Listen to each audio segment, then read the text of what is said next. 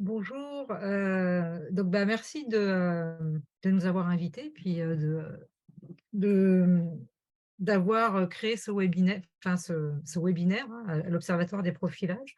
Donc, moi je vais parler de la première partie, puis ensuite, Charlène, fera la deuxième partie. Donc je vais, déjà partager mon écran. Voilà. Donc est-ce que c'est bon pour vous? Oui? OK. Alors, je vais vous parler du contexte un peu de la création de cette web série qui s'appelle «S'agit-il de racisme?». Hem, Contexte social et aussi le contexte, de la recherche. Donc je suivrai un peu ce plan. D'abord, donc vous parler de la démarche de la recherche-action, du cadre théorique qui nous a permis de réfléchir, pour construire la vidéo, et ensuite, je donnerai un exemple de scénario. Donc on va basculer sur le film, puis vous verrez vraiment comment il se présente, avec ses différentes parties, également. Donc, pour parler du contexte, on l'a vu, hein, depuis 2020, l'attention portée au racisme était un peu plus, mise sous les projecteurs, même si c'est un phénomène social étudié depuis de nombreuses années. Et que le racisme a fait couler beaucoup d'encre, depuis 2020 au Canada comme dans d'autres pays.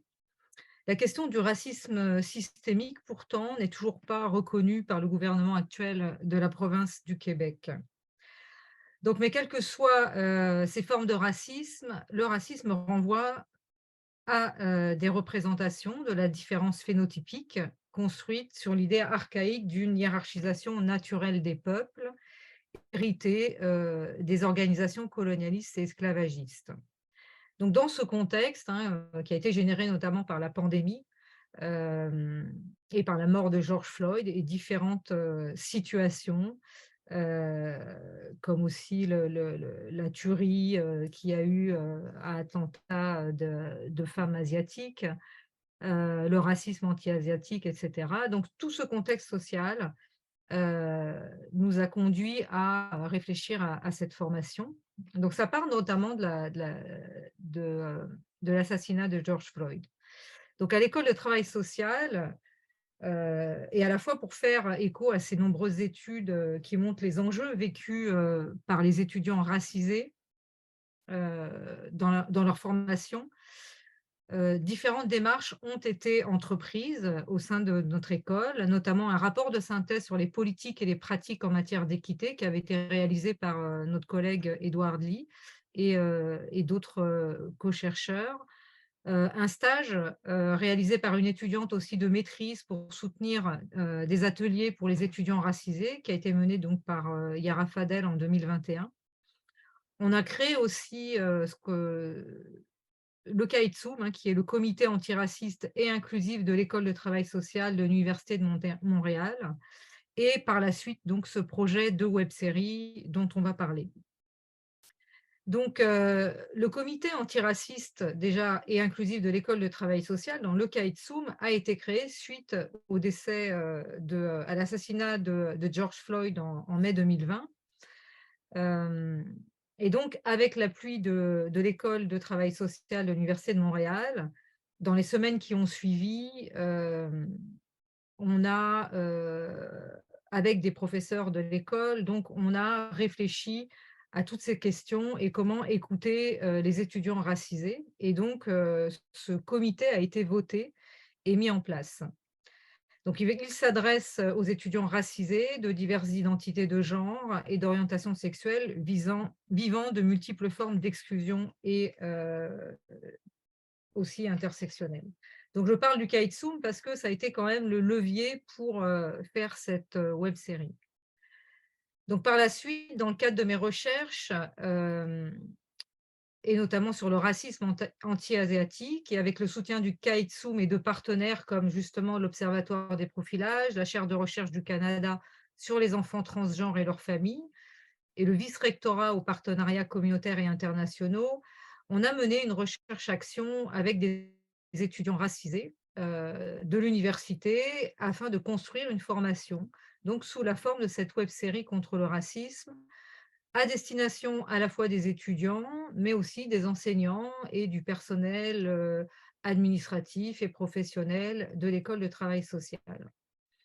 Donc, une recherche-action, la recherche-action, hein, ce serait, comme dit Jacques Réaume, un mode d'exploration systématique des conditions du changement à partir d'un savoir constitué qui est précisément mis en cause dans le but de le dépasser. Donc, si la recherche-action n'est pas homogène dans ces différents modèles, il y a en effet plusieurs manières de faire de la recherche-action.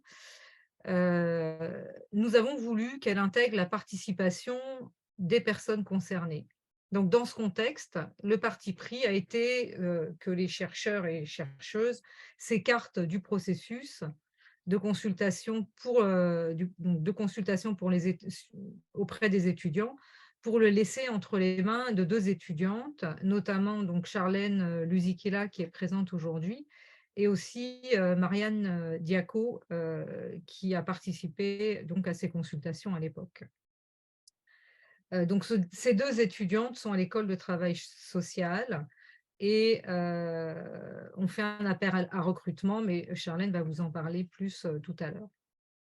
Donc les consultations, auprès des étudiants, de l'université, donc je pense qu'il n'y avait pas uniquement des étudiants de l'université de Montréal, ont mis en évidence le fait que, ils souhaitaient que leurs témoignages servent notamment de manière concrète à leur cause antiraciste et à participer à cette déconstruction des mécanismes structurels racistes qui néanmoins sont toujours le lieu d'interaction individuelle.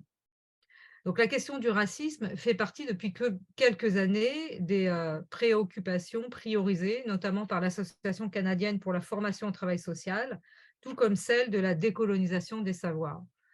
Cette formation s'inscrit aussi dans les normes d'agrément pour la formation au travail social, du Canada, notamment dans le fait de participer à intégrer des apprentissages sur le colonialisme, les implications de la domination de la vision du monde eurocentrée pour lutter contre le racisme envers les communautés autochtones, asiatiques, noires, et j'ajouterai en tant que chercheur, ce qui n'est pas forcément nommé dans l'agrément, les autres communautés racisées et vivant des discriminations, comme les femmes, par exemple, de confession musulmane voilée.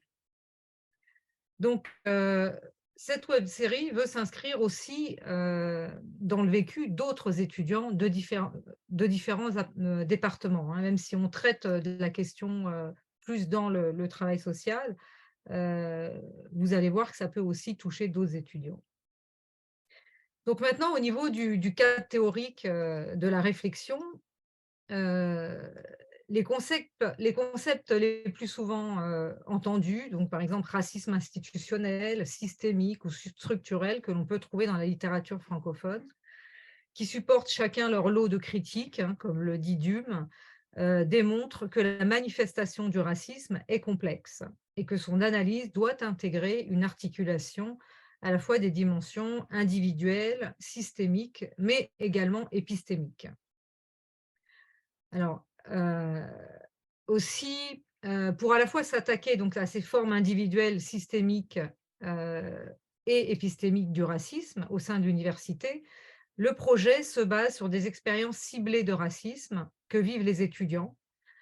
Hem, donc c'est-à-dire combattre l'ignorance par la forme ou l'enseignement. Ça ne veut pas dire que les personnes ignorent ce qu'est le racisme ou ignorent qu'il est véhiculé par des actes au sein de notre société, hein. On le sait, il y a quand même beaucoup d'informations aujourd'hui sur cette thématique, donc ignorer le racisme, ce serait un peu, étrange. Donc beaucoup d'informations qui circulent dans les médias, et qui permettent justement d'en savoir un peu plus. Mais ici, l'idée de combattre l'ignorance, ça signifie davantage déconstruire, les représentations de l'autre que l'on perçoit différent à cause de son phénotype et combattre les préjugés qui sont attenants, fondés sur une absence de connaissance et de compréhension de l'histoire des processus, de domination.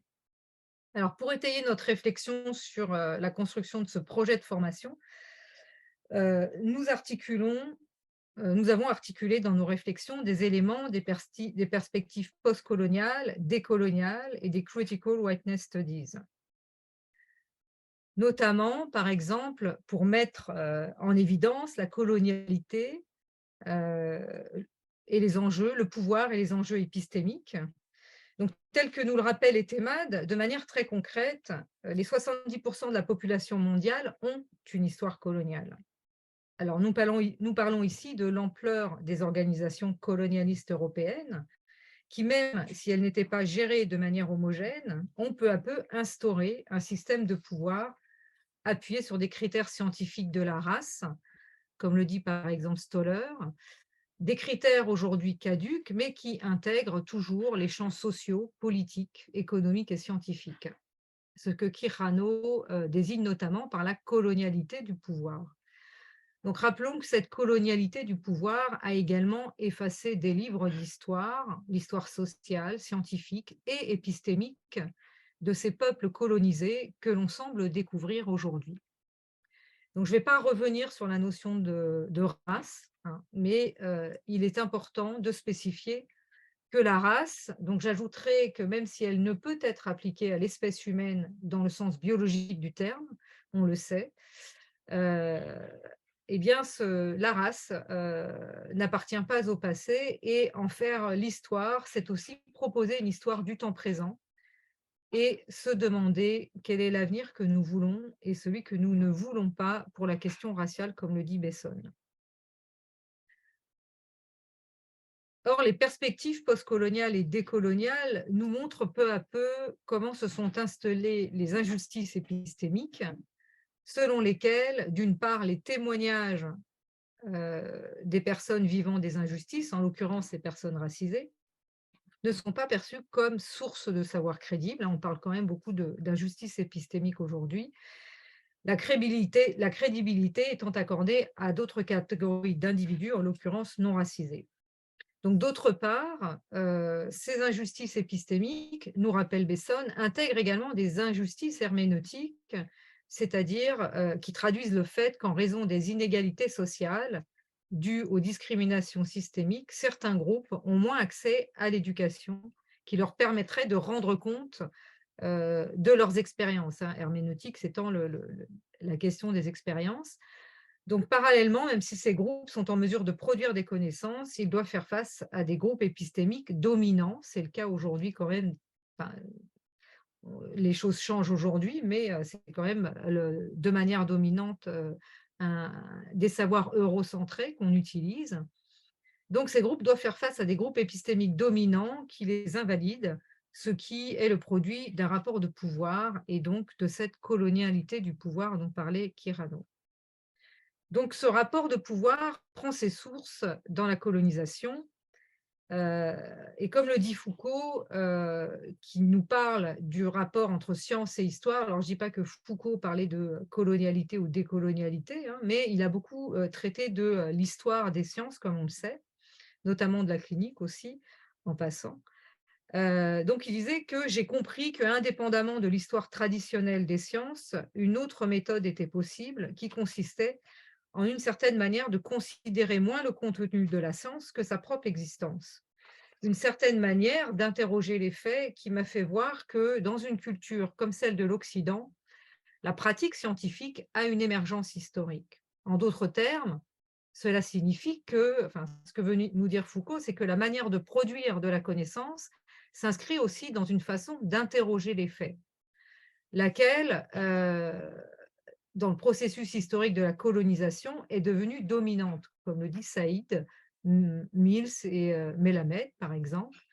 Or, ce système de pouvoir est aussi mis en évidence à travers des travaux sur l'eurocentrisme aujourd'hui et aussi, par exemple, dans les Critical Whiteness Studies. Donc, selon ces travaux, l'eurocentrisme est une idéologie qui met l'Europe et l'Occident au centre d'une norme civilisationnelle qui sous-tend la supériorité de l'Europe au niveau scientifique, technique, politique et culturel après 1789. Donc le modèle européen s'inscrit comme visée ultime de civilisation universelle et par la suite de modernité, comme le dit Stoller. L'eurocentrisme et la colonisation ont construit donc les représentations de la couleur de peau et du phénotype. Et par exemple, quand on couleur de peau, mais aussi corps, hein. Par exemple, l'hypersexualisation des corps racisés, genrés, qui s'inscrivent aujourd'hui dans les préjugés raciaux, comme le disent Peretti Curtis, Painter ou Loé. Heu et ainsi, le fait d'être blanc représente aussi une catégorie. Donc c'est en nous basant sur l'ensemble de ces réflexions, touchant à ces dimensions, que nous avons entrepris notre démarche de recherche et la construction de la formation. Hem, donc, voici la caractéristique, des personnages des différents scénarios.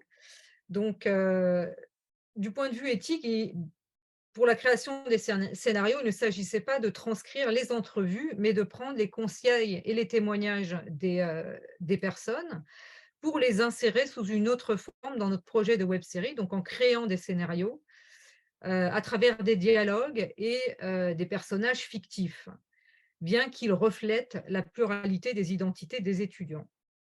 Donc les personnages, qui jouent dans cette web-série de 5 épisodes, hein, qui est jouée par des professionnels, hein, des, acteurs professionnels. Donc on a Steven, 30 ans, qui est un homme autochtone de la nation Cri. Donc Steven, c'est vraiment c'est un comment? Un acteur, autochtone de la nation Cri, hein. Il a choisi son prénom. On lui a demandé, aussi, comment les dialogues qu'on avait créés, s'il était d'accord avec ces dialogues et puis, il nous a expliqué, enfin, il était entièrement d'accord et puis voilà, il a aussi, il les a mis un peu comme, enfin, il les a arrangés, dans le langage qu'il souhaitait. Hem, Ensuite, il y avait Émilie qui a 22 ans, québécoise de troisième génération. Ses grands-parents sont originaires du Vietnam. Daniel, 23 ans, québécois, québécoise de parents originaires du Brésil, personne trans non binaire. De la même manière, on a demandé, à l'acteur, actrice, comment il souhaitait, parler de son identité et c'est lui qui a choisi les termes dans le dialogue. Ensuite, Nawel, 40 ans, arrivée de Syrie en 2018, femme, elle porte le voile. Christelle, 24 ans, femme arrivée au Québec, du Cameroun francophone, il y a 3 ans pour ses études. Andréane, 22 ans, québécoise, originaire de l'Estrie, ses arrière-grands-parents sont arrivés d'Italie. Madame Desjardins, qui a 40 ans, femme d'origine haïtienne, superviseur de stage. Madame Masson, 40 ans, femme blanche québécoise professeure et André, 50 ans, homme blanc québécois, agent administratif. Donc, dans la capsule qu'on va vous montrer, la dernière en fait, donc il n'y aura pas tous les personnages, heu, seulement quelques-uns. Donc, qu'est-ce qui se passe dans cette capsule? Donc dans cette scène, qui est la dernière, on va observer les interactions à travers le regard des différents personnages présents. Donc Nawel entame une conversation, donc Nawel, c'est, la jeune fille de confession musulmane qui entame une conversation avec Steven, donc l'acteur, qui est, d'origine autochtone et de la communauté cri et Christelle, où elle raconte l'échange qu'elle a vu avec sa superviseure, madame Masson. Andréane, alors Christelle, c'est l'étudiante qui vient du Cameroun et Andréane, c'est l'étudiante, québécoise, dont les grands-parents sont originaires, d'Italie. Donc Andréane intervient dans la conversation en exprimant son désaccord. Nawel exprime un ras-le-bol à la suite de l'intervention d'Andréane en la remettant à sa place. Andréane se met à pleurer et Christelle fuit aux toilettes. Steven soutient Nawel, comprenant la fatigue que Nawel vit. Andréane enclenche une justification en soulignant qu'elle n'était pas mal intentionnée. Elle utilise son état émotionnel du moment pour renforcer sa bienveillance. Nawel part en tirade et exprime un trop-plein émotionnel lié au racisme qu'elle subit quotidiennement. Donc voilà, je vais, je vais vous partager la vidéo. Alors juste pour vous expliquer la structure, c'est que, à la suite en fait, des vidéos qui durent 2 minutes, hein, c'est pas vraiment pas très long, on a mis, un exercice réflexif. Donc ça permet, de réfléchir, à différentes postures dans la classe, hein. C'est quand même des outils de formation. Et puis après l'exercice, on a fait un documentaire narré avec des images pour expliquer les éléments conceptuels, à réfléchir, pour expliquer ce qui s'est passé dans la scène.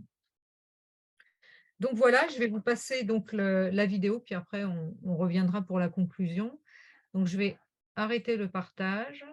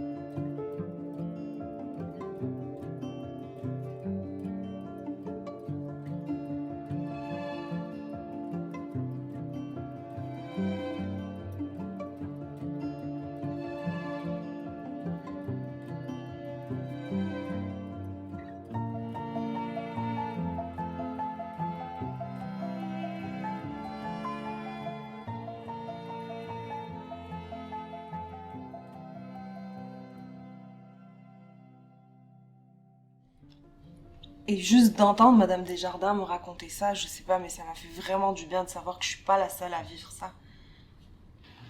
Et enfin, je me rends compte que c'est vraiment un privilège blanc de pas avoir cette charge. Qu'est-ce que tu veux dire, privilège blanc? Je veux dire, moi, je me sens pas privilégiée, là. Je dois travailler pour joindre les deux bouts, puis je suis sur les prêts et bourses. Je vois pas où mon privilège blanc dans tout ça, là. C'est vraiment dur de t'expliquer tout ça. Mais si tu le vois pas, c'est que t'en bénéficies de ce privilège blanc. Ben là, je comprends pas ce que tu veux dire, là. Je me sens visée, là.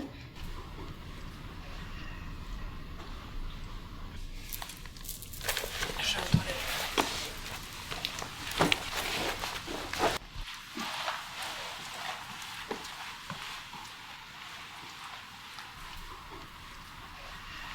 Tu crois pas qu'on se sent visé nous aussi? Est-ce qu'on t'a déjà suivi dans un magazine? Est-ce qu'un policier t'a déjà demandé si ta voiture était vraiment la tienne? Est-ce que tu te lèves le matin en te demandant quelle macroagression raciste tu vas encore subir dans ton milieu de travail? Et que tu dois garder le silence pour ne pas être la personne problématique?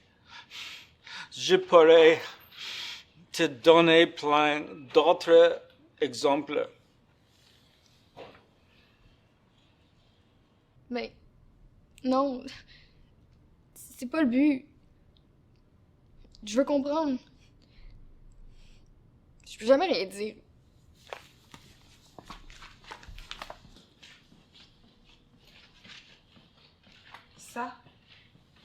Ça me fatigue vraiment. Tu trouves pas que c'est vraiment à nous de pleurer? Non, on a assez pleuré. Maintenant, non, existe justice et reconnaissance. Floriane, j'ai vu ce qui s'est passé avec les étudiants. Es-tu correct? Ouais, ça va, là. Ça va passer. C'est l'habitude. De toute façon, maintenant, on peut plus rien dire. Qu'est-ce que tu dirais d'essayer de voir les choses différemment? Tu sais, comme moi. C'est une femme blanche, francophone, de classe moyenne, cisgenre. On a quand même pas mal de privilèges. Puis on va l'admettre, on n'en vit pas de racisme. C'est quand on rentre dans une classe, la majorité des gens nous ressemblent. Moi, j'ai jamais été discriminée à cause de mon nom. On m'a jamais demandé de retourner chez moi. Quand je pense à mes ancêtres qui sont arrivés d'Europe, qui sont venus occuper des territoires, plutôt les coloniser, hey, on peut s'ouvrir les yeux, voir la réalité, puis accepter que la société a été bâtie à notre faveur pour aller de l'avant? Ouais, je sais, mais c'est pas de ma faute. J'étais pas là à la colonisation. Pourquoi ça serait à moi de porter tout ça? L'histoire du racisme, c'est pas une question d'une seule personne seulement. C'est une question de société. Tu fais partie de cette société. Je fais partie de cette société. On est tous les maillons d'une chaîne. Ouais. Et pour que les choses changent, il faut oser se remettre en question. Hein, parce que de rien faire, de nier, c'est l'approuver. Ouais. C'est pas facile. C'est vrai. Ça fait du sens ce que vous dites. J'ai peut-être des choses à comprendre pour agir différemment. Puis, ben, je comprends aussi que vous êtes tanné de toujours expliquer. J'ai un bout à faire. On a tous un bout à faire. Hein? Mais c'est ensemble qu'on va y arriver.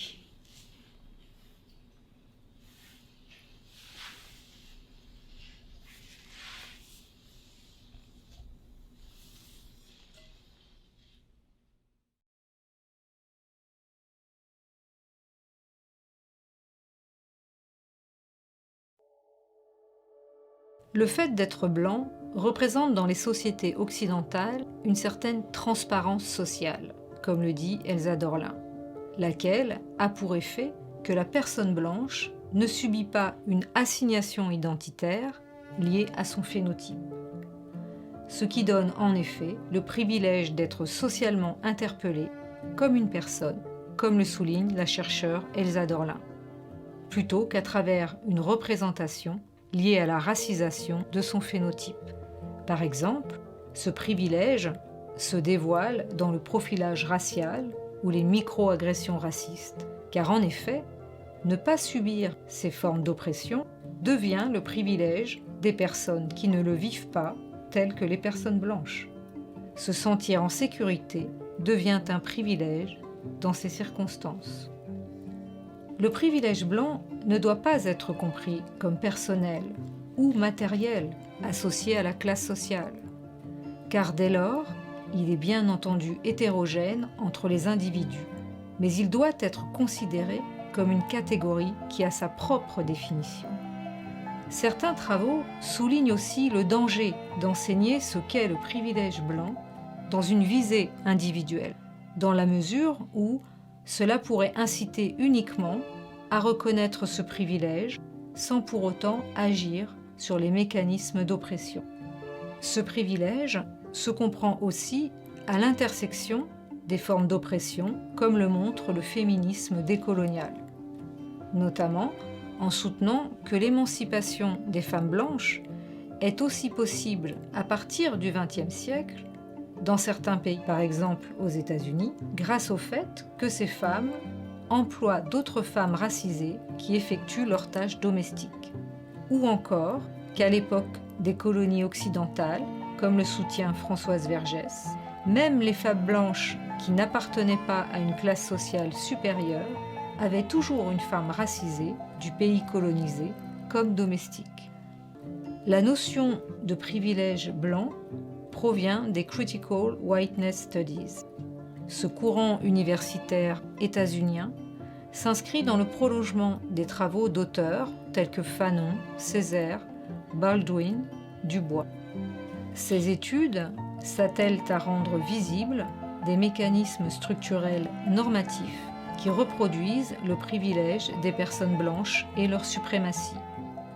La suprématie doit être comprise par le fait même que ce privilège devient normatif et donc n'est pas remis en question. Les Critical Whiteness Studies révèle que la blanchité n'est pas uniquement une question de couleur, mais qu'elle a participé à créer la notion de race et donc la problématique du racisme. La notion de blanchité permet ainsi de ne pas aborder la question du racisme en reportant la problématique sur les personnes racisées, dans le fait qu'elles en sont victimes, ce qui participe à leur stigmatisation.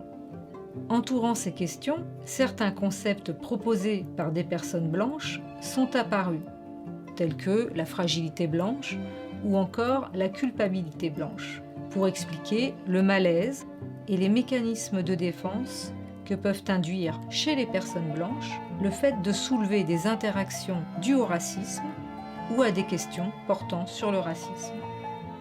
Pour autant, la question n'est pas de s'enfermer dans la culpabilité, mais comme le soulignent les Critical Whiteness Studies, de comprendre que la question de la blanchité est à différencier du racisme entre individus, mais doit être comprise comme le résultat de mécanismes de construction structurelle, socio-historiques, qui doivent être transformés, ce que l'on peut rapprocher de la question du racisme systémique.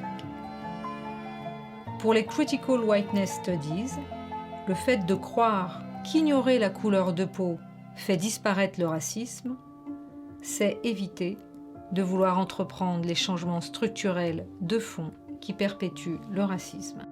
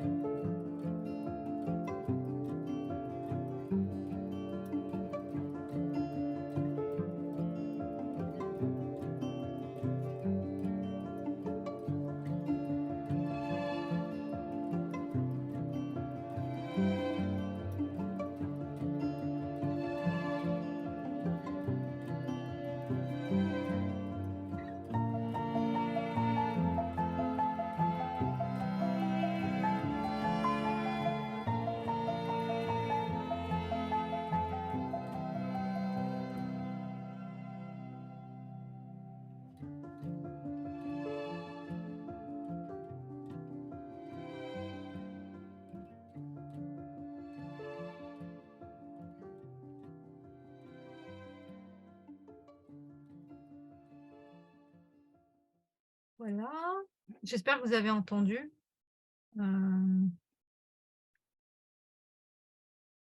Donc je finis le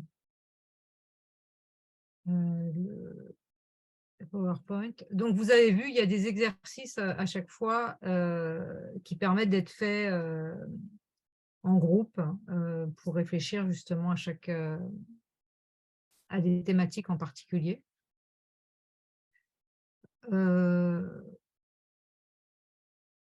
Voilà. Je pense que je vais te laisser la parole, Charlène. Moi, je n'avais pas activé mon son.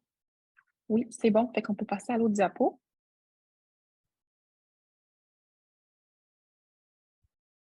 Bon, je vous Tu peux laisse. passer à l'autre diapo, Sophie. Ouais. Est-ce que tout le monde entend Charlène? C'est bon? Oui, ok.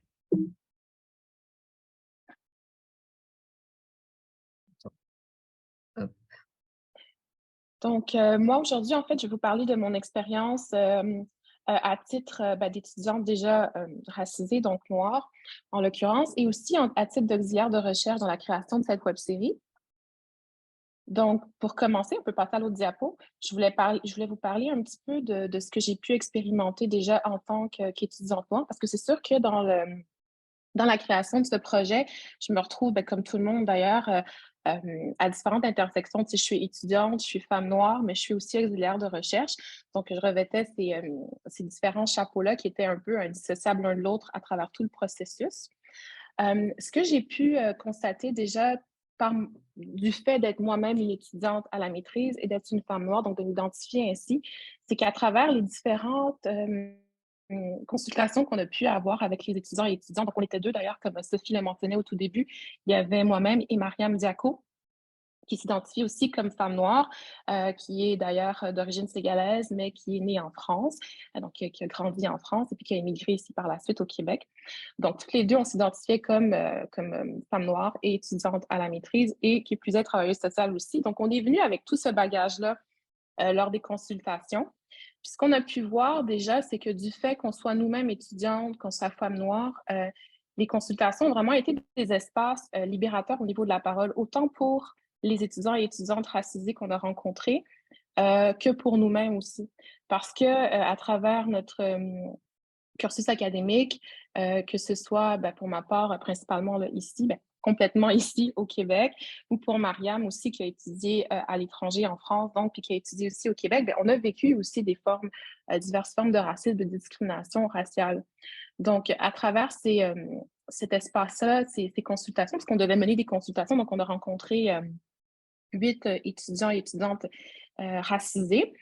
Ça a vraiment été un espace où on a pu s'exprimer de part et d'autre et aussi obtenir une forme de validation de nos expériences. Donc, que ce soit autant pour ce que moi, je pouvais percevoir à travers mon expérience académique, que par exemple, que ce que les étudiants nous rapportaient. Donc, il y a une forme aussi parce que ce qui ressortait beaucoup, en fait, durant ces échanges, ces consultations, c'est que les étudiants et étudiantes nous mentionnaient qu'ils avaient souvent l'impression que ce qu'ils vivaient au travers de leurs études étaient invalidés ou dévalorisés. Et donc, de les entendre et de leur dire, ben non, ce que vous vivez, c'est pas faux parce que d'autres nous le partagent aussi. Et nous-mêmes, on a pu le vivre aussi. Mais c'était vraiment libérateur. Ça faisait du bien. Il y a vraiment eu même des consultations qui, en termes de temps, allaient beaucoup plus loin que ce qui était prévu. Donc, on a dû des fois rencontrer certains étudiants, certaines étudiants et étudiantes une deuxième fois pour pouvoir vraiment compléter les entretiens, les consultations. Donc, les personnes avaient beaucoup, beaucoup de choses à dire. Et je pense que ça a été vraiment, comment dire, c'est ça, j'utilise beaucoup le mot libérateur, mais c'est ça, c'est vraiment ça. Ça a permis aux gens de pouvoir s'exprimer, de pouvoir mettre des mots, mais surtout de se sentir reçus et compris jusqu'à une certaine mesure, même si nos expériences ne sont pas forcément les mêmes parce qu'on se situe à l'intersection de diverses identités. Ce que j'ai constaté aussi, c'est qu'à travers les consultations, j'ai perçu que c'était aussi un lieu de revendication où les gens, oui, on nommait ce qu'on avait pu vivre, mais il y avait aussi cette idée de faire, comment je pourrais dire, de mettre de l'avant le besoin que ces injustices soient reconnues. Donc, quand on a présenté ce projet de formation aux étudiants et étudiantes, on leur disait, tu sais, le but, c'est une recherche-action. Donc, ce que vous mettez, ce que vous nous partagez, on va co-construire un projet ensemble. Vous en faites partie prenante. Et donc, qu'est-ce que vous voulez voir pour vous? À quoi sert ce projet? Qu'est-ce que vous voulez qu'il ressorte de ce projet? Puis c'était vraiment l'idée c'est important pour nous que les injustices soient reconnues tant au niveau structurel, épistémique, qu'individuel. Donc, ça a vraiment été un espace où, au-delà de les étudiants et étudiantes qu'on a rencontrés ne se positionnaient pas seulement, en fait, avaient le désir de ne pas être perçus comme des victimes, mais vraiment comme des personnes avec une agentivité, puis qui ont le désir de voir des choses changer, qui sont déjà mobilisés. On avait des étudiants très engagés, pour la plupart, qui déjà luttaient à divers niveaux contre en ce qui concerne les enjeux de racisme. Donc, ça, personnellement aussi, moi-même, en tant qu'étudiante noire, j'ai trouvé ça super intéressant parce que je m'intéresse justement dans le cadre de mon mémoire aux expériences de racisme des travailleuses sociales noires à Montréal. Et donc, de voir que cet intérêt que je peux avoir au niveau des enjeux de racisme, c'est quelque chose qui concerne aussi d'autres étudiants et étudiantes qui se posent des questions par rapport à ces enjeux puis qui ont envie de se mobiliser par rapport à ça.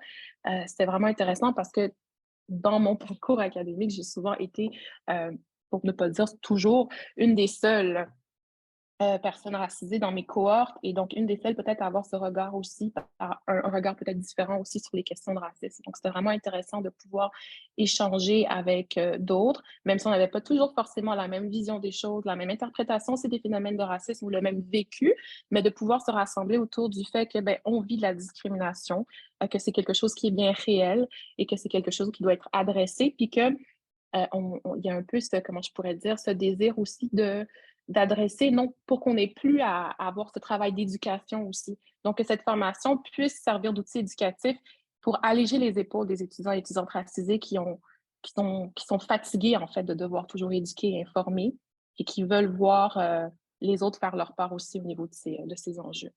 Donc ça, toutes ces réflexions-là menaient donc à un lieu d'émergence. Moi, je vois ça comme une émergence de solidarité à travers les différentes consultations.